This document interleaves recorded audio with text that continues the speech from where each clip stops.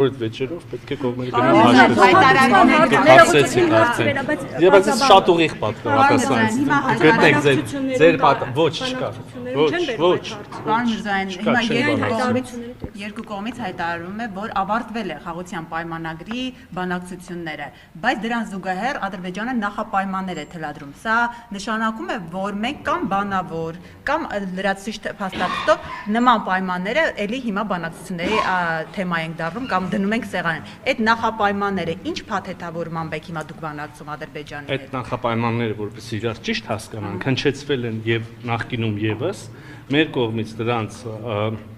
լեգիտիմությունը եւ օրակարգի մաս լինելը երբևէ չի ընդունվել, մենք այդ մասին երբևէ չենք բանակցում։ Եղել են մտքերի փոխանակցության մասին, որ մենք ունենք այսպիսի պահանջ, մենք էլ ասում ենք, դե մենք էլ ունենք այսպիսի պահանջ, ձեր պահանջները չենք ընդունում, որ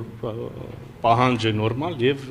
ենթակա է բանակցման։ Բայց դրանք նախապայման են չստորագրելու համար, այսինքն դրանք հիմա պիտի կատարեն, պիտի չկատարեն։ Չէ, լավ չի, որ այդպիսի նախապայման է ձգձգվելու է ամեն դեպքում։ Դե եթե ստորագրումը արդեն կարողանայինք անել եւ մենք հուսով ենք եւ պատրաստ ենք, որ պետք է արդեն ձեռնամուխ լինենք ստորագրմանը, մենք երեք նաեւ առաջարկեցինք սկսել խորհրդակցել կոնկրետ տեղի ժամի վերաբերյալ, այո, ցավոք կան զուգահեռ նախապայմաններ կա, պետք է աշխատենք, տեսնենք ոնց լուծում կգտնենք։ Առաջիկայում ընդհանուր կարգավորման գործընթացը շարունակվում է, այո։ Առաջիկայում նախատեսվում է ձեր եւ Ադրբեջանի արտգործնախարարի կամ Նիկոլ Փաշինյանի եւ Ադրբեջանի նախագահի միջև հանդիպում, որտեղ նաեւ պետք է ներդրվի, հա, բանավոր թեկուզ հասկանալու համար, թե ինչ լուծման հնարավոր է գալի վերջը։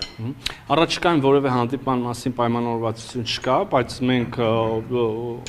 կարծեմ այդ բան հայտարարությունից հետո սա առաջին առիթն է, ես հարաբերական կարող եմ ասել, միշտ էլ պատրաստ ենք հանդիպել, շարունակել քննարկումները։ Պարոն Միրզոյան, դուք Արցախի լուծարման հարցը դրեցիք Շահրամանյանի վրա, հողում անելով Արցախի լուծարման հրամանագիրը, որը մարդիկ մեռան ասելով, որ դա առ ոչինչ է, իրավական որևէ ուժ չունի, դրա համար մի տեսական հասկանալ էր ձեր բացատրությունը, բայց իմ հիմնական հարցը վերաբերում է փոխզիջմանը։ Դուք հայտարարեցիք, որ որևէ միջանցքի մասին որևէ բան չկա այս նոր ստորագրվող համաձայնագրում, պայմանագրում, նույնը ասվում էր նաև նոյեմբերի 9-ի հետ կապված, մի փաստաթղթի հետ կապված, որի շուրջ եւ Ալիևը եւ Պուտինը պնդում էին, որ այնտեղ միջանցքի հարց կա։ Հիմա կարող է սա էլ ընկալման հարց է, մենք այլ կերպ ենք ընկալում, իրենք ուրիշ ձև են հասկանում։ Ձեր երկրորդ եւ իրական եւ միակ հարցին պատասխան կարող եմ ասել, որ տրանսպորտային ուղիների մասին համաձայնագրի համաձայնեցված տեքստում կա միայն այն, որ կողմերը կարող են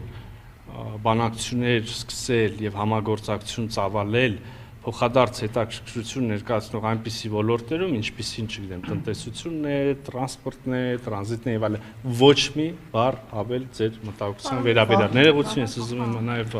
անպատասխան չթողեմ։ Ես ոչ մեկի վրա ոչ մի պատասխանատվություն չեմ դնում։ Մարդիկ եթե կարծում են, որ պետքա իրանք ունեն իրավասություններ, իրանք լուրջ պետական կառույց եւ ինստիտուտ են, հետո բան են ստորագրում, հետո ասում են դա իրավական ուժ չունի, հետո վտարանդի նիստեր են անում, վտարանդի չգիտեմ ինչեր են անում։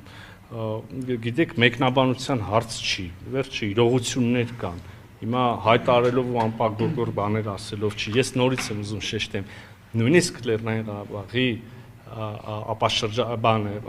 Լաչինի միջանցքի շրջափակման բլոկադայի պայմաններում, Լեռնային Ղարաբաղի բնակչության պաշարված լինելու պայմաններում, էլի մենք փորձում ենք գտնել արդեն իհարկե նոր իրողություններից բխող լուծումներ, փորձում ենք ինչ որ շտկել իրավիճակը, եթե չասեմ երաշխավորված լուծումներ, գոնե մեխանիզմներ, որոնք կարող են բերել հնարավոր լուծումներ եւ հիմա կարող են Լեռնային Ղարաբաղում շարունակել ապրել մարդիկ իրենց տներում, այդ լուծումները այդ մարդկանց կողմից են նաեւ մերժվել։ Հիմա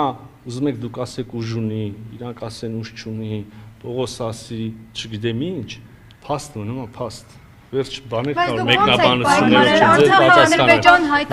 չեն պատասխանել։ Պարոն Միրզոյան, Բայց իսկապես Շահրամանյանը ոչ չգնաց։ Ես այդ թեման եւ այդ տղային չեմ ուզում քննարկել։